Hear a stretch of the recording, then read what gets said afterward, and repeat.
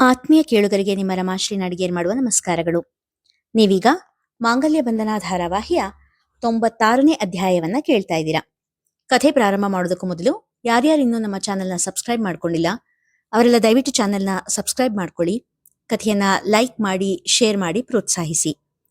ಈಗ ಕಥೆಯ ಮುಂದಿನ ಭಾಗಕ್ಕೆ ಹೋಗೋಣ.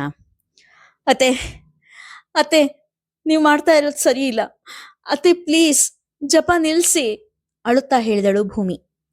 ಜಗನ್ನಾಥ ಹಾಗೂ ಭಾಮ ಗಾಬರಿಯಿಂದ ಜಾನಕಿಯ ಕಡೆ ನೋಡುತ್ತಾ ನಿಂತಿದ್ದರು. ಯಾಕೆ ಭೂಮಿ, ಅತ್ತೆ ಜಪಕ್ಕೆ ತೊಂದರೆ ಮಾಡ್ತಾ ಇದೀಯಾ? ಕುತೂಹಲ ಹಾಗೂ ಆತಂಕ ಎರಡೂ ಬೆರೆಸಿದ ದನಿಯಲ್ಲಿ ಕೇಳಿದರು ಭಾಮ. ಭೂಮಿಗೆ ತನ್ನ ಅತ್ತೆಯ ಮೇಲಿರುವ ಪ್ರೀತಿ ಬಲ್ಲರು ಅವರು. ಅವಳು ಹೀಗೆ ಮಾಡುತ್ತಿದ್ದಾಳೆ ಎಂದರೆ ಏನಾದರೂ ಬಲವಾದ ಕಾರಣ ಇರಲೇಬೇಕು ಎಂಬುದು ತಿಳಿದಿದ್ದರೂ ದೇವರ ಕಾರ್ಯದಲ್ಲಿ ಅಡ್ಡಿ ಉಂಟಾಗಿ ಏನಾದರೂ ತೊಂದರೆ ಆದರೆ ಎಂಬ ಆತಂಕ ಕೂಡ ಅವರಿಗಿತ್ತು.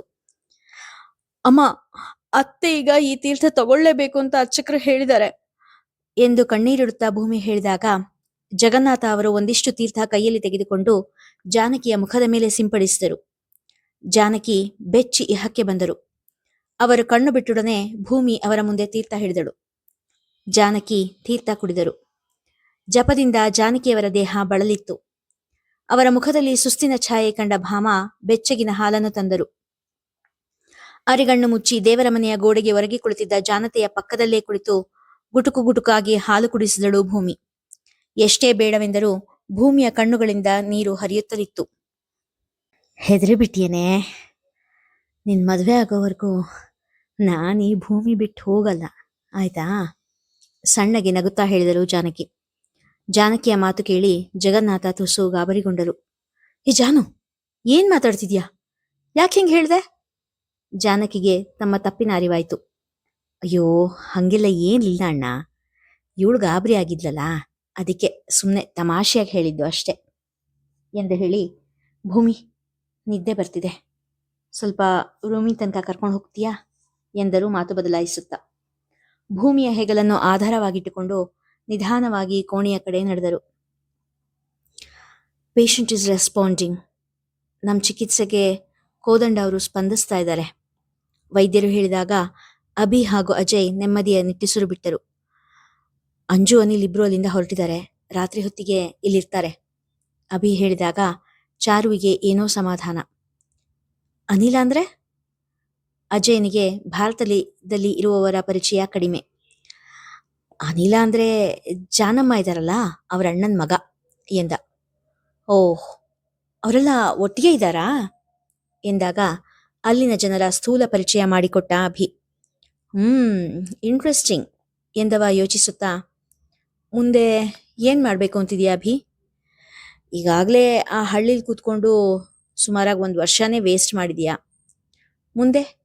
ಮುಂದಿನ ಪ್ಲಾನ್ ಏನು? ತಮ್ಮನ ಭವಿಷ್ಯದ ಬಗ್ಗೆ ಕಾಳಜಿಯಿಂದ ಕೇಳಿದ. ಇನ್ನೇನ್ ಪ್ಲಾನು? ತೀರ್ಥ ಮತ್ತೂರಿನ ಪಕ್ಕದಲ್ಲೇ ಒಂದಿಷ್ಟು ಜಮೀನು ತಗೊಂಡಿದ್ದೀನಿ, ಹಾಯಾಗಲ್ಲೇ ಸೆಟ್ಲ್ ಆಗ್ಬಿಡ್ತೀನಿ ನಿರಾಳವಾಗಿ ಹೇಳಿದ. ವಾಟ್? ನೀನು ಇಲ್ಲೇ ಅಂದ್ರೆ ಇಂಡಿಯಾದಲ್ಲೇ ಇರೋ ಯೋಚನೆ ಮಾಡಿದೀಯಾ? ಅಚ್ಚರಿ ಹಾಗೂ ಆಘಾತದಿಂದ ಕೇಳಿದ ಅಜಯ್.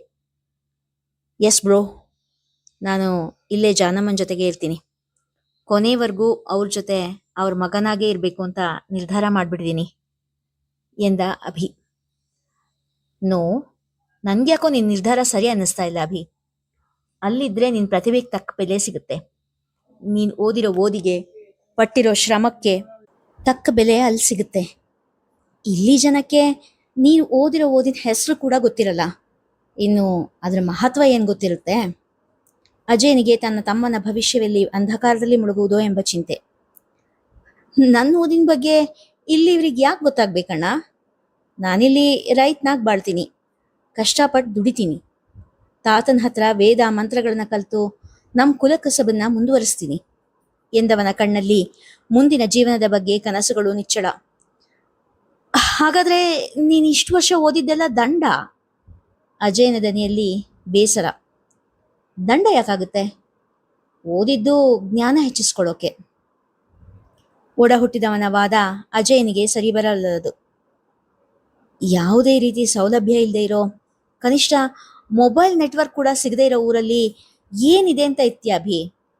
ನೀನು ಫೂಲಿಶ್ ಕೆಲಸ ಮಾಡ್ತಾ ಇದೀಯ ಅಂತ ಅನ್ನಿಸ್ತಾ ಇದೆ ನನಗೆ. ಅಣ್ಣ, ಇಲ್ಲಿ ಏನೂ ಇಲ್ಲ ಅಂತ ನೀನು ಹೇಳ್ತೀಯ, ಆದರೆ ಇಲ್ಲಿ ನೆಮ್ಮದಿ ಇದೆ ಅಣ್ಣ.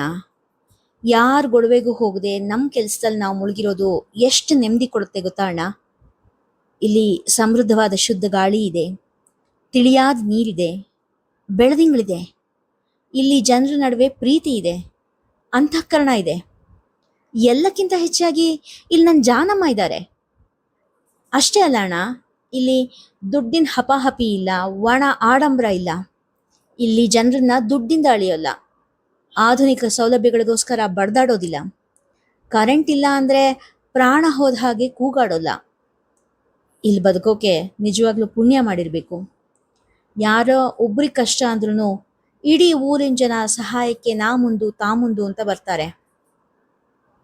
ಅಭಿ ಏನೇ ಹೇಳಿದರೂ ಅವನು ಅಲ್ಲೇ ಇರುವುದು ಅಜಯನಿಗೆ ಒಪ್ಪಿಗೆ ಆಗಲಿಲ್ಲ. ಸದ್ಯಕ್ಕೆ ಇದರ ಬಗ್ಗೆ ವಾದ ಮಾಡದೆ ಮುಂದೆ ತಾನು ಇಲ್ಲಿಂದ ಹೊರಡುವ ಕಾಲಕ್ಕೆ ಅವನನ್ನು ಒಪ್ಪಿಸಿ ಕರೆದುಕೊಂಡು ಹೋದರಾಯಿತು ಎಂದು ಯೋಚಿಸಿ ಮತ್ತೆ ಅದರ ಬಗ್ಗೆ ಏನೂ ಮಾತನಾಡದೆ ಸುಮ್ಮನಾದ. ಮೊದಲು ಅವನು ಕೂಡ ತನ್ನ ಉದ್ಯೋಗವನ್ನು ಬಿಟ್ಟು ಭಾರತಕ್ಕೆ ಬರುವ ಯೋಚನೆ ಮಾಡಿದ್ದವನು. ಅನಂತರದಲ್ಲಿ ತನ್ನವರ್ಯಾರೂ ಇಲ್ಲದ ನೆಲದಲ್ಲಿ ಭವಿಷ್ಯ ಕಟ್ಟಿಕೊಳ್ಳುವ ಯೋಚನೆ ಕೈಬಿಟ್ಟು ತಾನು ಹುಟ್ಟಿ ಬೆಳೆದ ದೇಶಕ್ಕೆ ವಾಪಸ್ ಹೋಗುವ ನಿರ್ಧಾರ ಮಾಡಿದ್ದನು. ಚಾರು ಅವನು ತೆಗೆದುಕೊಳ್ಳುವ ಪ್ರತಿಯೊಂದು ನಿರ್ಧಾರದಲ್ಲೂ ಅವನಿಗೆ ಬೆಂಬಲವಾಗಿದ್ದಳು. ಮನಮೆಚ್ಚಿದವನೊಂದಿಗೆ ಮೊದಲ ಬಾರಿ ದೀರ್ಘ ಪ್ರಯಾಣ. ಆದರೆ ಅದನ್ನು ಅನುಭವಿಸುವ ಸ್ಥಿತಿಯಲ್ಲಿ ಅಂಜು ಇರಲಿಲ್ಲ. ಒಂದೆಡೆ ತಾಯಿಯ ಸಾವು, ಮತ್ತೊಂದೆಡೆ ತಂದೆಯ ಅನಾರೋಗ್ಯ. ಎರಡರ ನೋವು ಅವಳನ್ನು ಬಾಧಿಸುತ್ತಿತ್ತು. ತಾಯಿಯ ಅಗಲುವಿಕೆ ನಿರೀಕ್ಷಿತವೇ ಆದರೂ ಅದನ್ನು ಹೃದಯ ಸ್ವೀಕರಿಸುತ್ತಿರಲಿಲ್ಲ.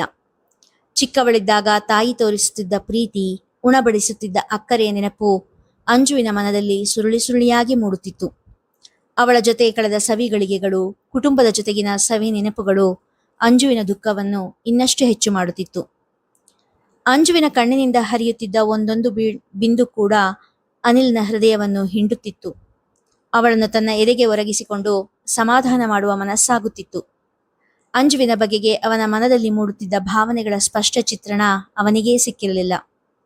ಮೇಲ್ಮುಖದಲ್ಲಿ ಅವಳು ತನ್ನ ಆತ್ಮೀಯ ಗೆಳತಿ ಎಂಬ ಭಾವ ಇದ್ದರೂ ಅಂತರಂಗದಲ್ಲಿ ಅವಳನ್ನು ಸಂಗಾತಿಯಾಗಿ ಆದರಿಸುತ್ತಾ ಇರುವುದು ಅವನಿಗೇ ಅರಿವಾಗಿರಲಿಲ್ಲ. ಅಂಜುವಿನ ಒಂದು ಸಣ್ಣ ನಗೆಗೂ ನವಿಲಾಗುವ ಅವನ ಮನದ ಪರಿ ಅವನಿಗೇ ಅರ್ಥವಾಗಿರಲಿಲ್ಲ. ಅಂಜುವಿನ ಒಳತನ್ನೇ ಬಯಸುವ ಅವನ ಹೃದಯದ ಬಡಿತಕ್ಕೆ ಸ್ನೇಹವೆಂಬ ಸುಂದರ ಹೆಸರಿಟ್ಟು ಸುಮ್ಮನಾಗಿ ಬಿಟ್ಟಿದ್ದ ಅನಿಲ. ಆ ಪರದೆ ಸರಿಸಿ ಒಳಗಿನ ಭಾವ ಅರಿಯದ ಅಂಜಿಕೆಯೇನೋ ಅವನಿಗೆ, ಸ್ವತಃ ಅವನಿಗೂ ತಿಳಿಯದು. ಸುರಿಯುತ್ತಿದ್ದ ಕಣ್ಣೀರನ್ನು ತನ್ನ ಮುಂಗೈನಿಂದಲೇ ಒರೆಸಿಕೊಳ್ಳುತ್ತಿದ್ದವಳ ಮುಂದೆ ನೀರಿನ ಬಾಟಲ್ ಹಿಡಿದಿದ್ದ. ಎಷ್ಟೂನ್ ತಳ್ತೀಯ ಅಂಜು, ಸ್ವಲ್ಪ ಸಮಾಧಾನ ಮಾಡ್ಕೋ. ಅವಳ ಕಣ್ಣೀರು ನೋಡಲಾಗದೆ ಕೊನೆಗೂ ಹೇಳಿಬಿಟ್ಟಿದ್ದ. ಕೊನೆ ಬಾರಿ ಅಮ್ಮನ ಮುಖ ನೋಡೋಕ್ ಕೂಡ ಆಗ್ಲಿಲ್ಲ ಅನಿಲ್. ತುಂಬಾ ದುರದೃಷ್ಟವಂತಳು ನಾನು ಪಾಪಿ ಅನಿಲ್. ಕೊನೆಗೆ ಅಮ್ಮಂಗೆ ನಾನು ಎಷ್ಟು ಶಾಪ ಹಾಕ್ಬಿಟ್ಟೆ ಗೊತ್ತಾ. ಅವಳ ಎದುರಿಗೇನೆ ನೀನು ಸತ್ರು ನಂಗೆ ದುಃಖ ಆಗಲ್ಲ ಅಂತ ಹೇಳಿದ್ದೆ. ಅವಳ ಸಾವನ್ ಕೂಡ ಬಯಸಿದ್ದೆ ನಾನು ಎಷ್ಟು ಕೆಟ್ಟ ಮಗಳು ಅಲ್ವಾ ಅನಿಲ್.